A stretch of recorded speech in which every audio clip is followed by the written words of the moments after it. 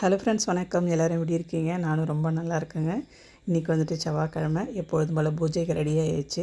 இப்போல்லாம் பார்த்தீங்க அப்படின்னா ரூ. 100 பூ வாங்கினா கூட பத்தவே மாட்டேங்குது. முன்னெல்லாம் ரூ. 30 பூ வாங்கினாலே நிறைவாக இருக்கும். எல்லா சாமிக்கும் வச்சுட்டு தலைக்கும் கொஞ்சம் வச்சுக்கலாம். அந்தளவுக்கு கொஞ்சம் நிறைய கொடுப்பாங்க. இப்போ ரூ. 100 வாங்கினா கூட பூஜைக்கு ஏதோ கொஞ்சம் கொஞ்சம் தான் கிள்ளி வைக்கிற மாதிரி இருக்குது. நிறைவாக நிறைய மாலை மாதிரியெல்லாம் போட முடியல.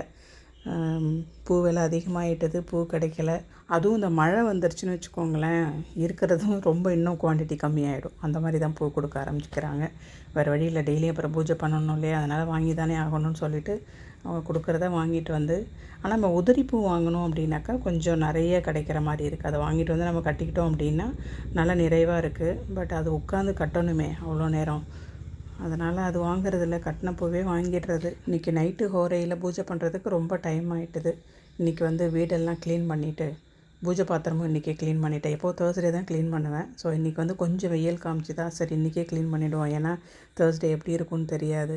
ஸோ அதனால் எனக்கு வந்து வீடு துடைக்கிறத விட வீடு தண்ணி ஊற்றி நல்லா கழுவணும். அப்போ தான் ஒரு சாட்டிஸ்ஃபேக்ஷனாக இருக்கும்.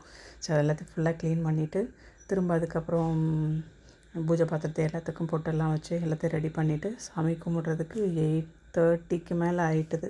கடகடன் சீக்கிரம் அந்த ஹோரையில் கும்பிடணும் அப்படின்றதுக்காக பூஜை பண்ணி நிறைவே முடிச்சாச்சு. பிரசாதம்லாம் பண்ண முடியல. சரி கற்கண்டை மட்டும் வச்சுட்டு பூஜையை முடிச்சிட்டேன். என்னோடய அந்த 48 நாள் கந்தசஷ்டி கவசம் படிக்கிறது வந்து நெக்ஸ்ட் மந்த், அதாவது டிசம்பர் வந்து 8th முடியுது. இன்னும் கொஞ்ச நாள் தான் இருக்குது, அதுவும் முடிஞ்சிடும். ஆனால் இருந்தாலும் எப்பொழுதும் போல் திரும்ப அதை 1 வீக் பிரேக் விட்டுட்டு திரும்ப கண்டினியூ பண்ணுவாங்க. ஏற்கனவே சொல்லியிருக்கேன் இல்லையா, அந்த ஒரு கூட்டு பிரார்த்தனை மாதிரி அது போயிட்டுருக்கு.